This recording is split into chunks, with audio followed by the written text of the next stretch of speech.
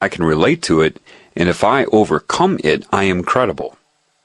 The same way that a troubled teen would be credible if they became a guidance counselor. The same way that Robin Williams was credible to Will in Good Will Hunting. It's almost identical. Relating is so important.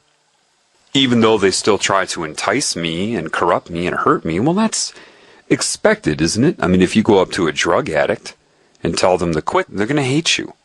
And they're going to try to justify their addiction.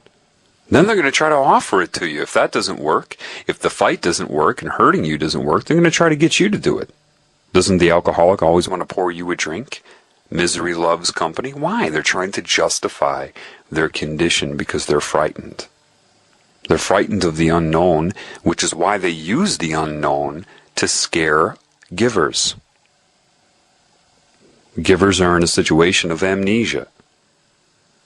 Taking uses fear and threats of the unknown to scare givers. If I were to give you one certainty in all existence, I would tell you this. Never, anywhere, anywhen, should a taking consciousness be in control of a giving consciousness. And if that happens, that is certainly a state of disease, regardless of scale. It is disease. One who overcomes will have a reward that is great. What reward do you think that is? If you're a guy, what is it? You think you're going to get a pretty girl in the afterlife? A virgin? What's motivating you now if you're a giver? The physical world? Is that what gives you your passion? That may be equated with pleasure in a polarized state of being, to detach from pain. But what gives you that passion, like I was talking about, where you're in that state that you would have the same enthusiasm whether you were talking to one person or 500,000? Someone's looks? Getting laid? Getting high? Making money? People that get excited about money are not passionate. They lie to themselves and say they're passionate. They're elated. They're manic. If your motive is the simultaneous receiving as you give, what do you think the reward would be? What is the reward if somebody jumps into a river to save a drowning swimmer? What is the motive to do it?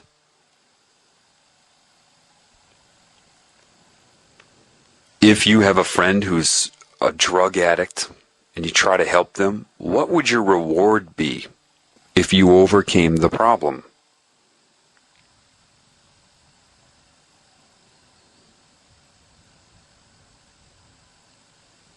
If you can come into this realm, recognize what you've become, see it in a mature way, a broad way, and forget about the judgment of other sick people, which is essentially all of mankind, and overcome it, even when they try to stop it. Blackmail, social persecution, pain. If you overcome that, what's your reward? Why'd you come here? Why are you here? Why is the Spirit doing what it's doing? Why? Why does a giver give? What is your reward? Jewels? You're going to have a Porsche in heaven? What? Money? You're going to be rich in heaven? Food? What? What is it you think heaven is? What is it that you think is going to be a reward? Bow down and receive your reward. And they open the box. What's in there?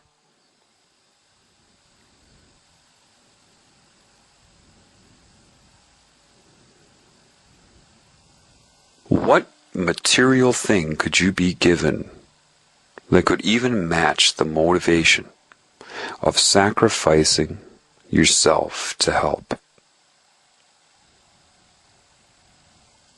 What's the reward?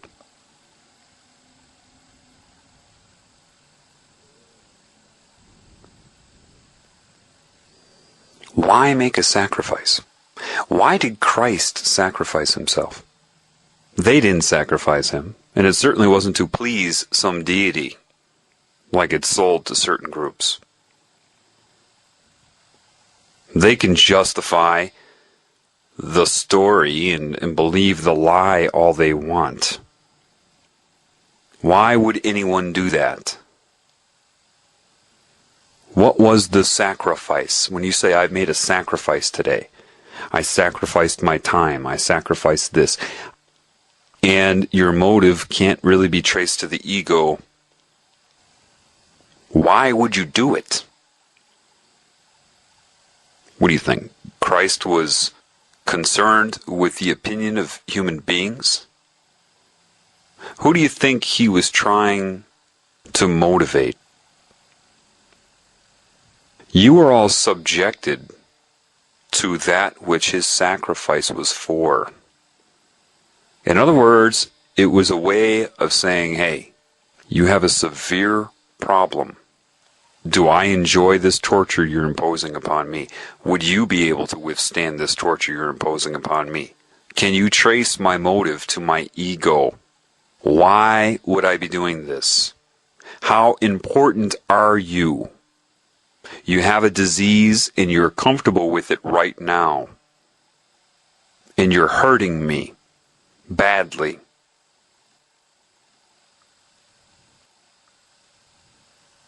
How important do you think this is?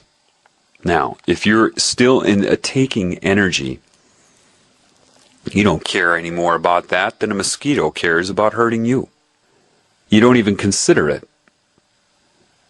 So what would the return of Christ be?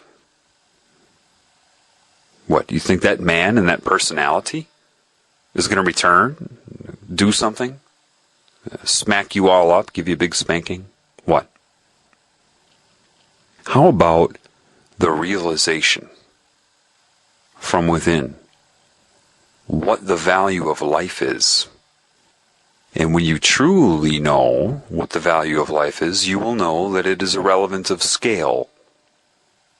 Therefore, one being is as important as the whole.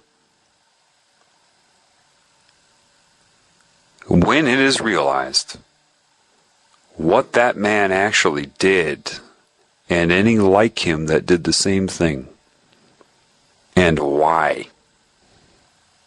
Why? When the taker finally realizes and receives that gift,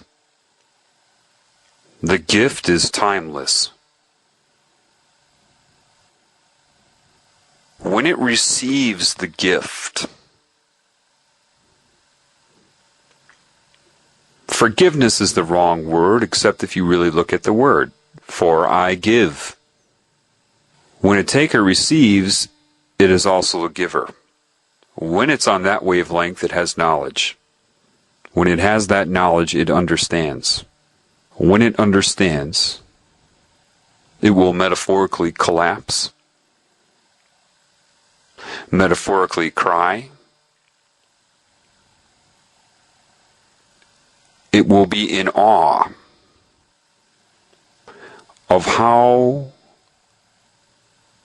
could it do what it has done and be forgiven.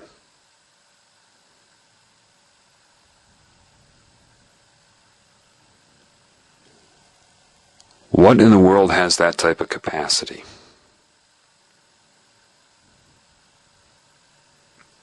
And it will realize that no taker should ever be in control of a giver.